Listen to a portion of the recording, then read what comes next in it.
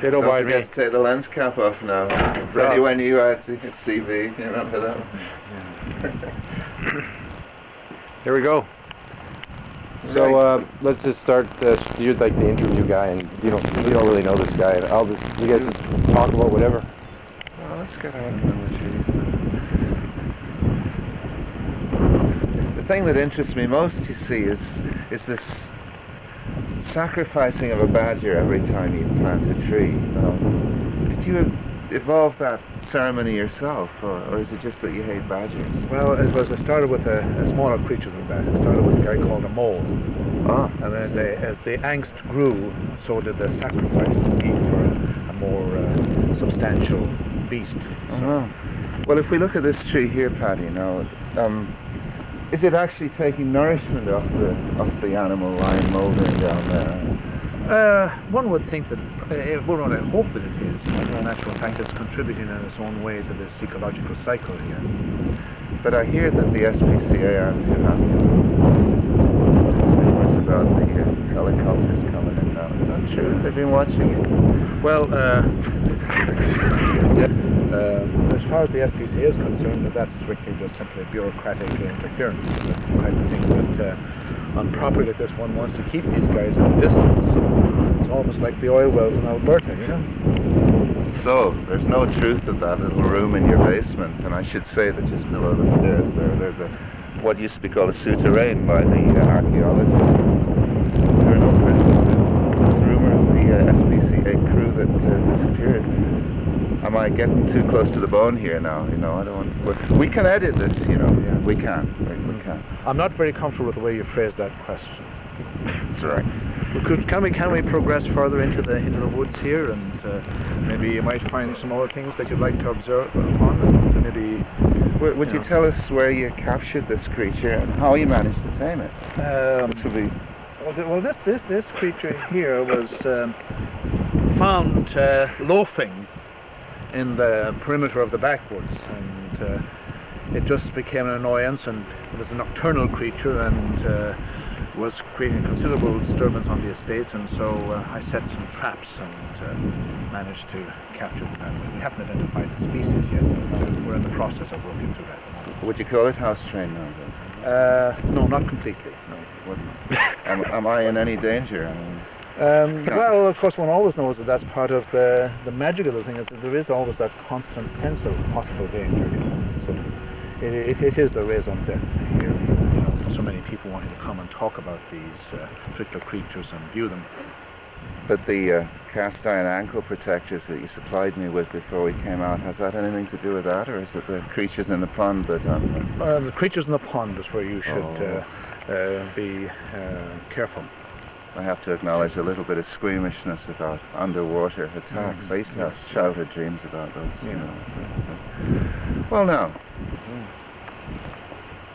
Well, you picked a very strange day to come and visit us, and I would like to say that usually it's almost parched here, and Mr. O'Rourke has sprinklers on all the time, hence the greenery, you know, so you might be deluded into thinking this is a...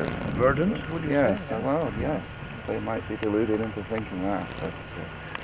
well, we do work on these things for these occasions when opportunities may present themselves for further developments and expansion. It's the fleet of vehicles over there now that's puzzling me. It seems to me that there's an exponential growth in your fleet. Well, yes, indeed, there is that, but when one lives in this sort of terrain, one never knows when a vehicle is of not just necessity, it's an essentiality here. It may be the savior, you know, one might be just the thing that's going to occasion one to survive in treacherous times. I'll leave you with that thought of the savior, because it's crucial to the reality that we've been privileged to enter today, and something's biting my ankle. And what was the restlessness that occasioned you to want to make this trip? Well, I felt it was my destiny, frankly, you know. I lived in eastern parts, and then, well, I looked around and I saw a spot and I thought, under this sky, you can hardly go wrong. We find that many people who do come with this new age thinking of destiny and so on, and we're actually quite bluntly and unequivocally, I'd like to say, we're somewhat tedious of these types of people. We're more or less more now trying to find the kind of character who comes here with an analytical focus, we'll say, who more or less wants to debunk some of this metaphysical search that they seem to be constantly in pursuit of and never seems to somehow find the ultimate fulfillment. So I know it's a long rambling question of parts A, B, C and D, and you can choose A, B and C or D or none of the above. That led me to escape to these wildernesses. Why did you bring him with you? Walk along here. I know that you're an escapee from the academic environment, and I presume maybe that last question has somehow touched a nerve with you that I have maybe displays your vulnerability to such a forthright question. It's very unusual in journalistic procedures these days to ask forthright questions, you know. It's wonderfully easy being interviewed by people like this. They do all the talking, you know. It's great. It's great. It's great. Well, see, that's the problem with academics, is they usually clam up when they're kind of confronted. If they don't have the lecture notes with them. It'd be hard to keep a straight face for more than 10 seconds if you're around, Paddy, but I'm doing my best, you know, with my eyes fixed on the western horizon, because I'd say 500 BC myself. You know, it's the... I wouldn't know that now. Would you have some sort of way of coding something like that? Well, we do know that at about that period, you know, it's a guesstimate, between 300 and 700 BC, we do know that the nails were plucked out of the infant's thumbs at birth. You know, now if you look here at the thumb work, there's absolutely no trace of it. So that would be my guess, but only a guess. The question remains, though, what was it used for?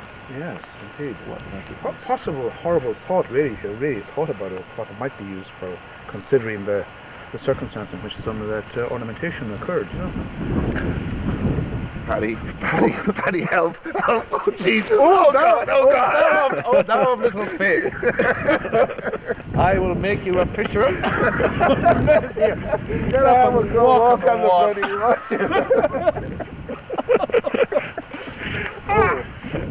And here's the monster here.